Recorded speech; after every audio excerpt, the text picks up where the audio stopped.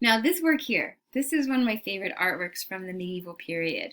This is done by the monk named Eadwine the Scribe, and this folio or page is Eadwine the Scribe at work. And the illuminated manuscript is now referred to as Eadwine's Psalter. Edwin. Who is this Edwin? Edwin was an artist and a monk, and he was living in England in Canterbury.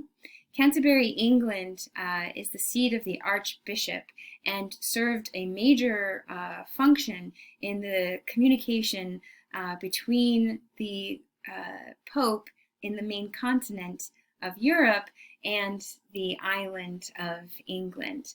Now, Edwin was commissioned to illuminate or illustrate, here this is a detail, we'll come back to this in a little bit, but he was hired to illustrate this manuscript. There are over 166 illustrations by Eadwine in this book.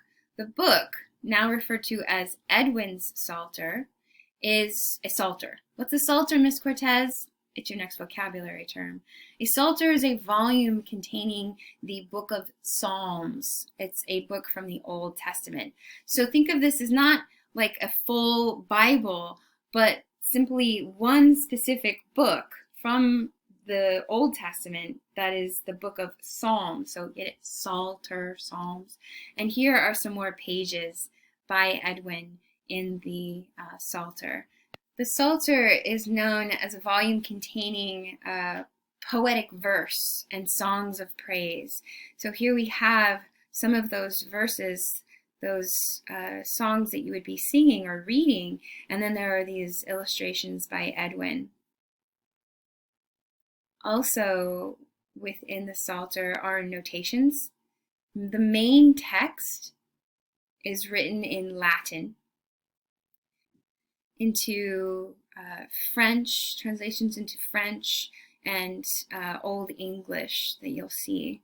And then some of the margins are specific teachings or concepts, ideas that you can continue reading in other books or within the larger Bible translation. Here. This page is a plan of the church in Canterbury.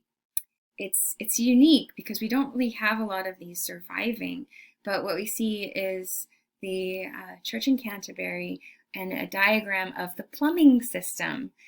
And it really is helpful in understanding how monastic life was maintained and the logistics that we kind of ignore, the innovative engineering that had to happen within these spaces. So Eadwine Psalter is named because he provides so much information in addition to the artworks.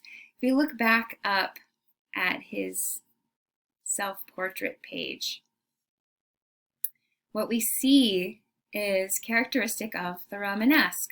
We see that clinging fabric on his legs, right? That wet pattern. And what is he doing? Well, he's in the act of creating the Psalter. He's sitting in his chair, and there's his lectern, and then he's got out his pen and his penknife to scrape any errors away, right? That's his eraser. Look at the patterning here. So we see his monk habit, this heavy cowl neck of his hood, and then look at the movement of these patterns and lines. This is not symbolic. This is a connection to the medieval past, the Germanic tribes, and the horror vacui that we saw in earlier medieval manuscripts, right? So even when you think that there's no pattern or decoration within this space, look at how it's detailed. This is just like the Book of Kells.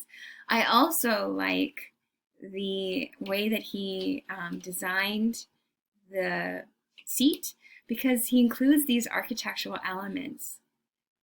Look at these rounded arches, these long windows. He makes his chair look like a church, right?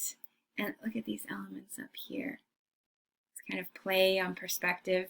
Look at this multi-lobed arch that we see. So even in a graphic or a flat illustration, we can still have elements that we're familiar with, like the multi-lobed arch, the rounded arches. Written in the frame or the border, Eadwine has said, "The Prince of Scribes, whose genius the beauty of this book demonstrates."